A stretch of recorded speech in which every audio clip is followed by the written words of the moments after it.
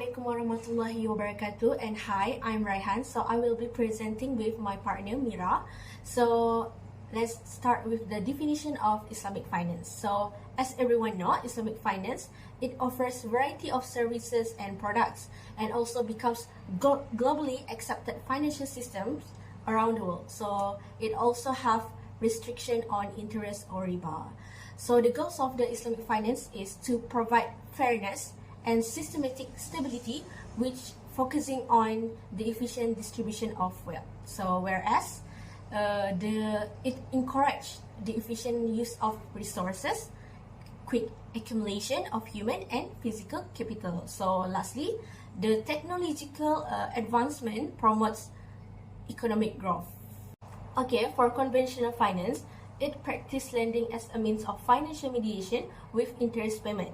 And Al-Quran and Hadith prohibit all forms of usury by actively encourage trade and the pursuit of profit, because trade involves constant risk of loss or low profit.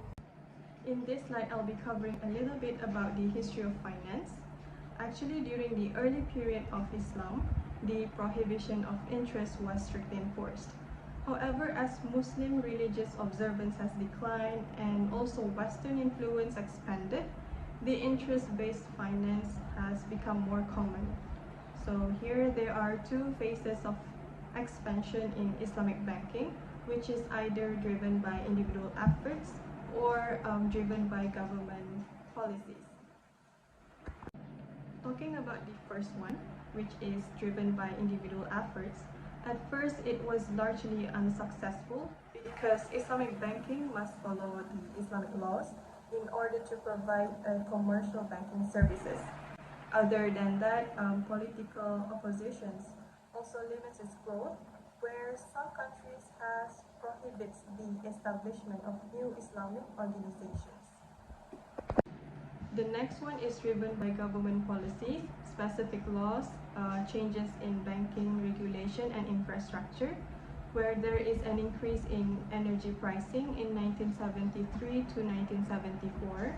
So as a result of that, the Arab oil income rising and has created confidence to Middle East institutions to be involved in social and economic development.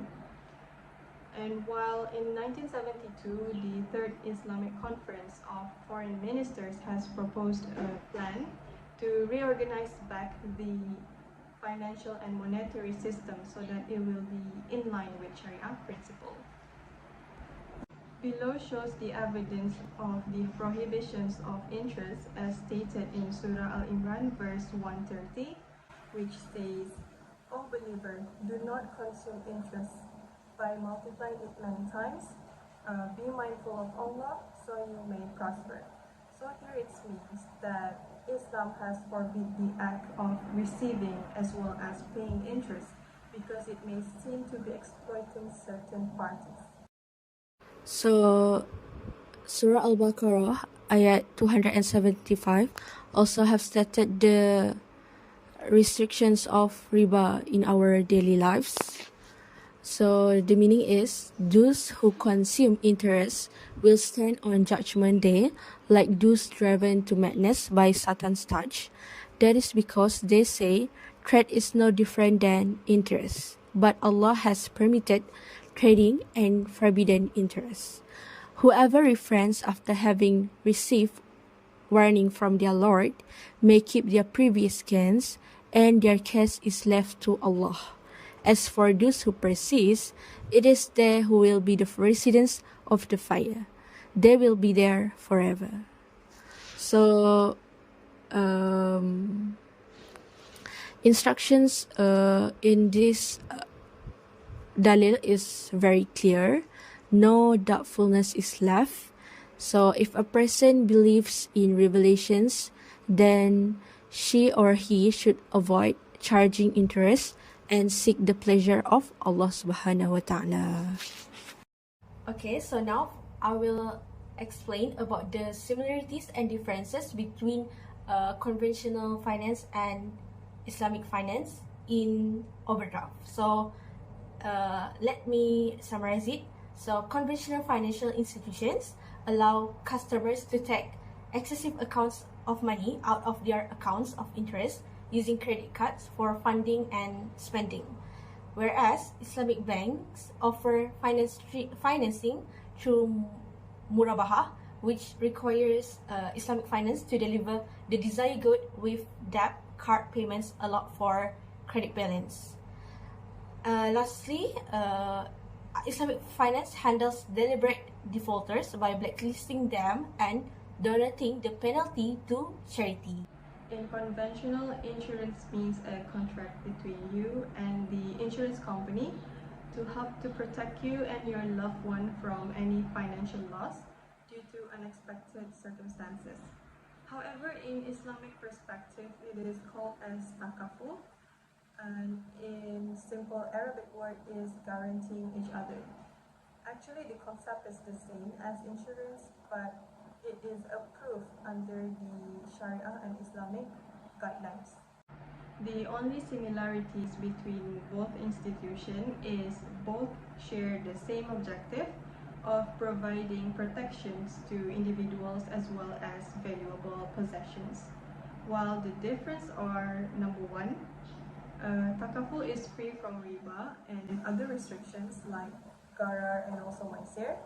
However, in conventional, it includes these prohibited actions in their financial activities. Number two, the rules of takaful contract is based on al-akad principle, while on the other hand, it is based on common law principle.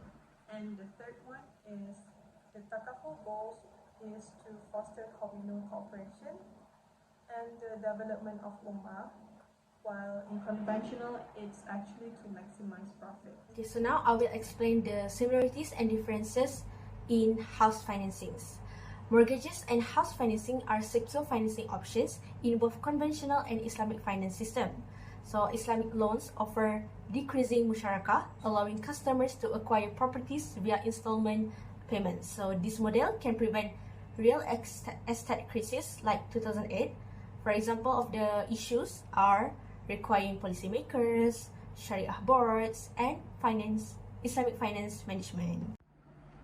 So this is where the Islamic finance comes in, serving as a substitute of established financial system.